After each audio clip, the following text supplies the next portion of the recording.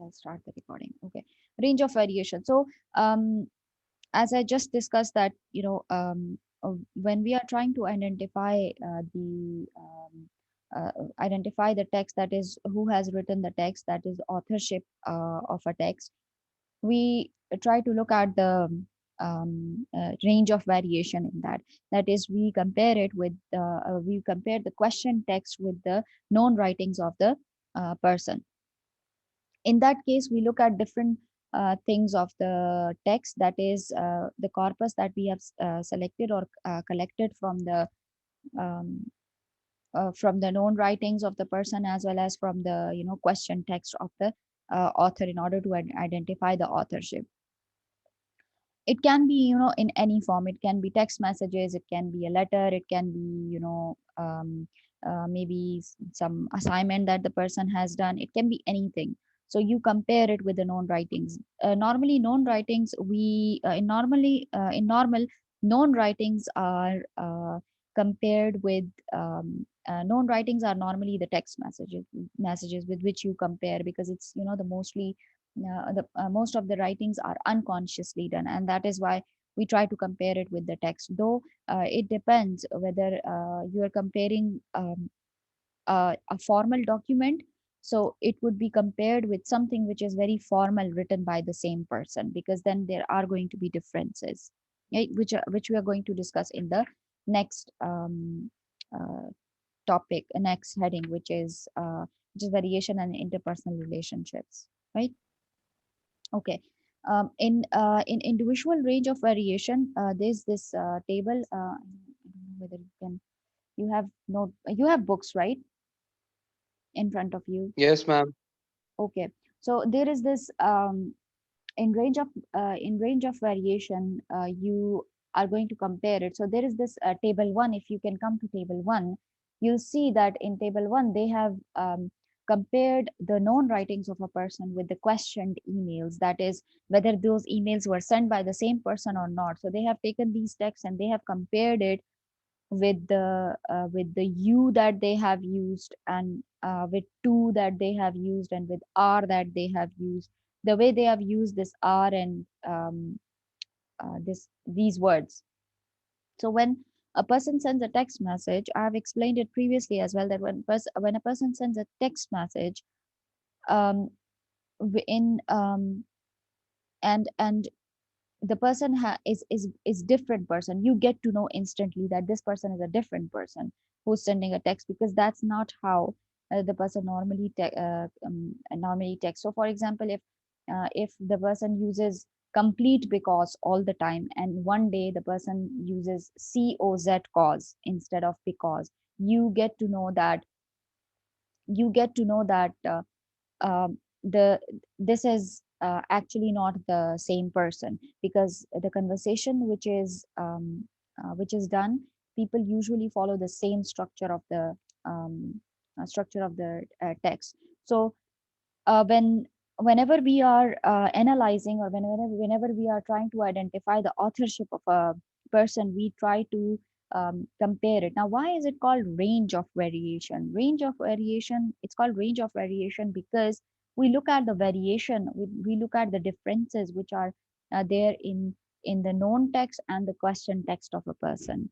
We look at the similarities as well of the same text and the different text. We already discussed similarities in the previous lecture, and here we are going to identify the differences. The way you is written in a text message, and the way you is written in email, and the way you is written by the person in the text message, these are compared. And if you can see here, see this two as two, in two places it's used, that is in the question text it's used, but here then it's not used. See, no, it's not used like this. So we this table is identification of whether it is used or it's not used as is. So w- uh, this table, if you can see this over here, see, in the mobile phone corpus, the three most common tokens are U, to, and R. So this was the corpus that they collected. It was decided to test how many of the 53 texters who had contributed to the corpus shared the same variation across these three items, right? As C1 in the inquiry and the questioned author. The specific question was whether any of the 53 texters would have all three of these dualities in their text. That is, whether all of them have used this differences. So um, if someone is comparing my conversation, my text messages with with other texters in my communication. So when I text you all, well, I normally text it in this way. I normally write you complete, but with you people it's different. I mean, teenagers normally write you as why you, or only you. So these are or for example, even two, sometimes people write two as a number two rather than two. So these are the differences which are compared across different texts that are written by different people, in order to compare it with the questioned emails. That is, who has written this email. So for example, these are 53 texters, right? 53 texters means that an email was received in which there were uh, in order to compare that email, questioned email, let's suppose in which there was some kind of ransom note, or for example it was a blackmailing note, and they wanted to compare that blackmailing note email uh, with the people who were in the same organization. So when they are comparing it in the same organization, so there are 53 people working in the same organization who has access to a system from which it was emailed. Now they have compared that email with the 53 texters who could possibly send this email, right? So they'll compare it, and then they'll remove the ones who seems to be like that they have not written the email, and they then compare, and then they decide that these few people have written it like this. So if you can see, when the forms of you and the forms of two are combined, we find that only five texters use you as you and two as two. If you can see this, see, out of 53 texters, only five texters were found as changing this you into you and two into two. So which uh, which leads to this, that only one of the 53 texters used all six forms, namely U to U, R, and R to R. Well, this was a proof that the person who sent the email was actually that one texter whose all U's were changed to U and whose all two were changed to two. Are you getting my point? Are you getting my point? Yes, ma'am, little bit. Okay. Why little bit? Ma'am online में मसला होता है थोड़ा बहुत. Ma'am, it's so confusing. Like, What's confusing? Ma'am इसका class में सही समझ आता है, ऑनलाइन में तो मैम ऊपर से गुजर जाता है. Then why do I take online class? I'll just record the lecture for you people and then you listen to it. No, ma'am, we will come to your office. No, that's not allowed. We will take class on ground, ma'am. No, you are a lot of students. No, ma'am, we are not allowed. We just To your 10 or home. 15. The others are not interested, I guess. Ma'am we will come to your Okay. Home for classes. No, thank you. I I myself am at home. But what is so confusing? ma'am, like as you have said, so ma'am, you have said that a person, if regularly he's using, because all the spellings with all the spellings, and then one day he just uses the cause, C O Z, So Hmm. ma'am, he may be in hurry and वो अगर जल्दी में हो तो इसलिए भी वो तो कर सकता है, तो So there is um always a final reason judgement for to that, right? Yes ma'am, There to is a final reason for judgement that. It was just as an example, right? Just to let you know that there are features of texters which are, associated with specific person, means that if ab koi bhi message kar raha hai, so those features are associated with that person. The way a person sends a text message, and you can differentiate between one person to another because you know them, because you are used to their text, right? But when it comes to a forensic linguist does not know about the text messages of a person and what is the usual conversation that they normally do. So what are the ways in order to identify? They have identified it through the range of variation. That is how much the variation is occurring in the text from from one text to another text. What is the variation? What are the features which are similar and what are the features which are different? Right? So when you look at range of variation is, if can you see this table, I mean graph? Yes ma'am.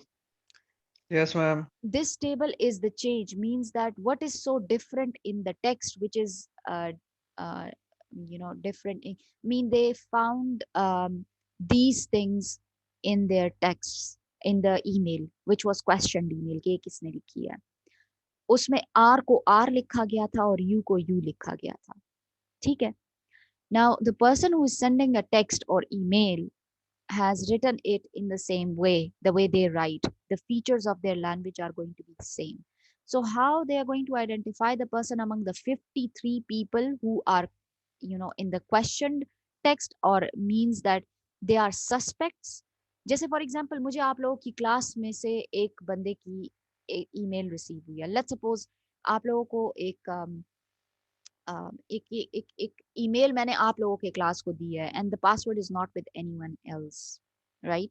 So access can be given to only systems in university. Like for example, no one can access my system unless and until they don't know the password, or you get to know that from which system or from which IP address the email was sent, right?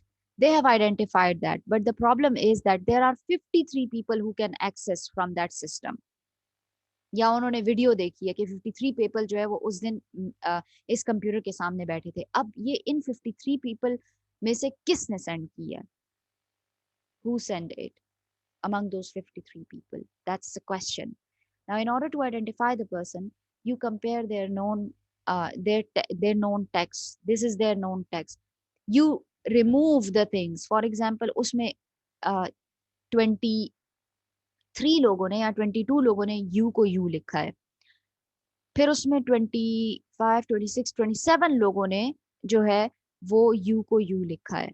फिर इसी तरह से उन्होंने उसमें जो है वो 28 लोगों ने टू को इस तरह टू लिखा है. फिर इसी तरह से 20 लोगों ने टू को टू लिखा है. फिर ये इतने लोगों ने 15 ने इतने ये आर को आर लिखा है. इस तरह से यू को यू लिखा है, टू को टू लिखा है, आर को आर लिखा है. ये इस उसमें है. लेकिन ये एक बंदा ऐसे था, only one person who has written all of them continuously with every person as you to you and two to two. Got it? Yes ma'am, now getting it. So this means that the culprit is this person because the text matches the other person. It cannot be just the change of the words. It can be anything. Remember in Joe Manino's case, when Joe Manino was caught because of the adjectives, the kind of adjectives or maybe the adverbs that he was using, intensifiers that he was using. Yes ma'am, So exactly. that was range of variation, right? But range of Okay ma'am, variation like within the same text with the same person, it but is going range of, to, yes, yes ma'am, it is going to like vary from. going to vary from person to person. Yes. Okay ma'am, got it. Got it. However, Yes. there are cases which we are going to discuss right now in this next section, where your interpersonal relationship determine the kind of a language that you use. So maybe I would send text as you or two as two number to someone else rather than you people, because you are my students and you know, I am very formal when it comes to communicating with you people. Got it? Yes, Yes, ma'am. ma'am. Yeah. So the making the possibility that someone has written an email and in email someone has written such language, this makes sense that the person is habitual of using the same language with everyone.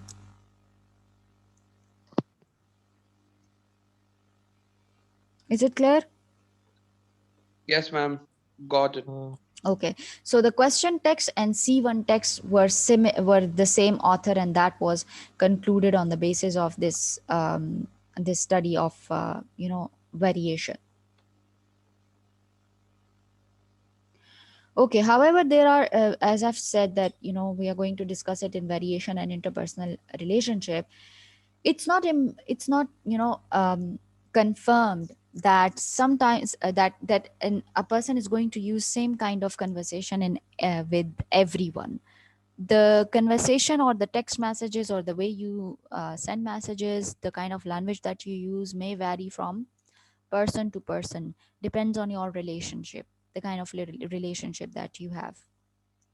So if you see this example over here, in this example there are two texts that the researcher has taken, and in this one is referred to as S and the other is referred to as K, and they attend the same school and are all 12 years old at the time when these texts were sent. And uh, in one message or in one text there is this you, the kind of spelling that they use is YHOO, in which is not present in other text, in other texts that the person has sent to other people. So for example, if let's suppose I am sending text messages to someone and my text messages with only one person is different in spellings and in different in sentence structure, different in many ways as compared to other people to whom I'm texting, because I share special kind of relationship with that person. Are you getting my point? Yes, ma'am. We are getting. Okay, so text messages are if you see, this is one text sent by K, right, which is the person is angry because she sends text uh, at 2 a.m., right, to K, and that is what makes K angry, and K is replying as in swear words and then using you like this, right? And then after that, oh, it's not very visible. That's okay, I have my book and you also have your books. So okay, so then if you look at this example and you see the second example where K blocks S for sending her messages but eventually relents, and S texts as follows. S has sent this text to the to in reply to the previous one, that is, why did you block me, but this you is as you, not as YHOOU, right? It's not the other you, but it is Yes, ma'am. YHOOU, as It's not that. exactly. K uses YHOOU, however S uses only you. Similarly, S uses please a lot in the conversation, right? She uses please a lot, though we are not talking about PLZ please, but we are talking about the word please. I mean, um, some people have this habit of using please even towards the end of the conversation. Like when they'll say something, they'll use PLZ towards the end, or PLEASE please towards the end, and then full stop. That they have this habit when they are texting someone. they use please towards the end, right? So please, just in the way of using please, means requesting someone, right?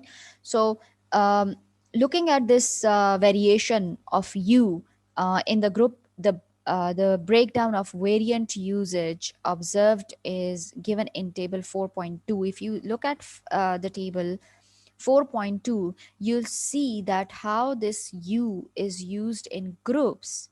Also, the use of s that she has used um, means she uses s a lot, right? So this is an sorry, this is an s text. The text s means the person. Let's suppose s is Sophia, right? So um, in Sophia's text, so YHOO are the instances of you that are used in the table.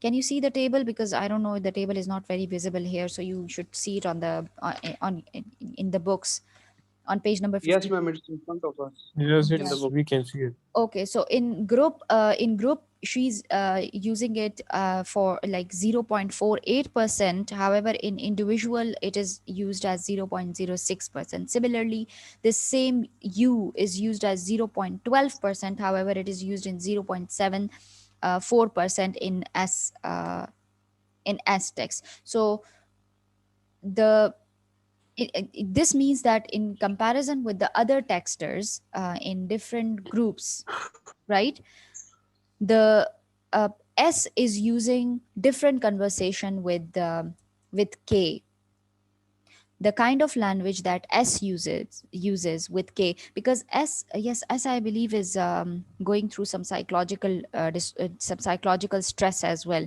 So she is isolated from the whole world, and I'm left with 10 minutes in this session. You can, send the request once again, and I'll let you people in. Okay, so if you see this conversation on page number 53, just above this table, can I come to yours, please, me, board?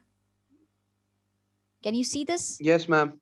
So Yes, ma'am. this Yes, ma'am. this can I Yes, come ma'am. to yours, this use of s is, s has nothing to do here, right? But she has used s over there. Then see this two as in alphabets like two, yeah, sorry, numbers like two, and Yes, Yeah. ma'am. PLZ. ठीक है, and pl Yes, ma'am. and plz as well, the way they have used it. And if you can see this, this is the this is the YouTube. conversation of s. Yes. Can I pop up to see you, please, I'm bored. Hi, I'm bored. And WUU2, right? All these conversations are the instances of the way she has used bored in the conversation. But now this board is not the conversation which is in which we are comparing just the word board. We are comparing it that she has time and again told K that she is bored and she want to come and visit her. We are talking about the concept of being bored. For example, in a love relationship, one person is constantly telling the other person that I like you, I like you, I love you, I love you, right? This is so we look at the context that, K has only told sorry, S has only told K Yes. that she is bored, not the other people in the text, in the group. Like her conversation with other people she has never said that she is bored to other people, but she has said it only to K, and she is expressive only to K, right? And this is the reason that we see that they share some different relationship, whether it is not from the side of K but from the side of S. We see that they share a very different relationship with one another, right? Because S is not doing the same things with other, but S is doing the same with K. So if if there is any investigation going on in forensics, the first thing that the researchers or the forensic experts do is that they try to analyze and see who has texted or called them the most, right? Apart from Mm. their parents, apart from their apart from their siblings, they look at the text messages, they look at who has texted them the most. If there are people, more than two people or more than three people, with whom they have a lot of text, then they analyze it, then they do the analysis. So they have seen that one person is texting the other person, and we can see from the text that one person is very abusive towards the other. However, the other person is constantly saying please, right? If you can see on the page Yes, ma'am. on towards the end of page number 52 and towards the beginning of page number 53, these texts are completely different. One person is swearing and then asking Like them using to go away. yes, and sharing words. Sorry, Danish. Yes, ma'am. The one person is using that's swearing words, and the other is like he's very normal and using please and etc. Yes, so we can see that one person is submissive towards the other person, and we can see what are the kind of relationship that they share with one another. Yes, ma'am. Right? This is helpful in knowing about the forensic case of any case that a forensic linguist is dealing with. So based on these text messages, not only we get to know the interpersonal relationship of two people, who is treating the other person in which way, and also we get to know that how the text messages of one person is completely different from the other person. If you can come to page number 54, and if you read this, if the other page is clear, so I'll go myself. Look at this. S has a long history of serious medical problems. Can you see this? S has Yes, ma'am. got a long history of serious medical problems, right? Which means that S is also isolated from other people. S has no, very close friends, and she does not, communicate a lot. However, when we look at the text message which was sent quite late at this hour, we see that S is quite close to K. If someone is sending someone a text message at 2 a.m., you get to know that this person is close to the other person. Exactly, ma'am. So these are the ways in which a forensic linguist would be able to know the variation and the interpersonal relationship of the person, right, of two people. Are you clear? Yes, ma'am. Similarly, I have already explained this please example to you, that is here. The members use forms of please when texting their parents. They do not use please to each other, right? Um, the other members of the group, that is teenagers normally don't use please for as you we have already discussed that it she was they are all 12 years old. So 12-year-old teenagers use from the same school, use please to their parents, for their parents when they are communicating with their parents, but they don't use please when they are communicating to their friends. But she's the one who's using please. S is using please to for K. This shows that K is very dominant and is using she has power over K.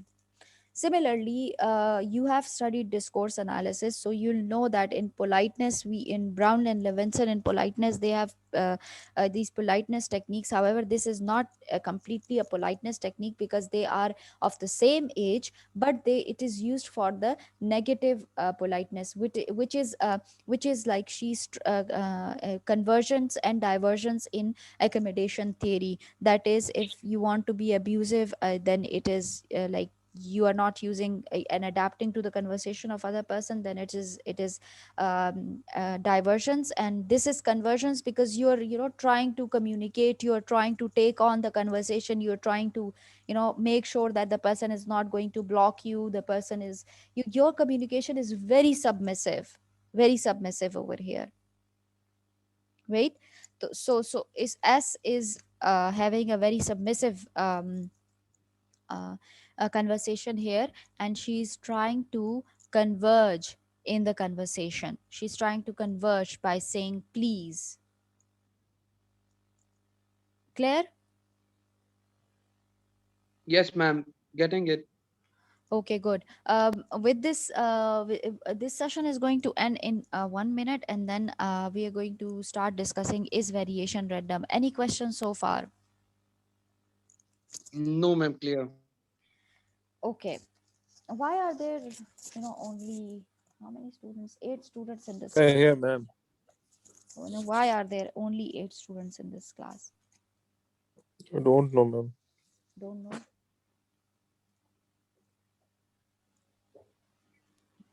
You should know. Don't know. Sorry, ma'am.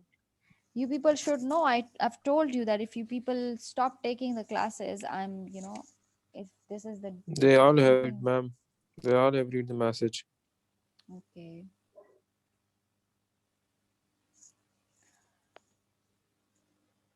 Any guesses about how what is variation random?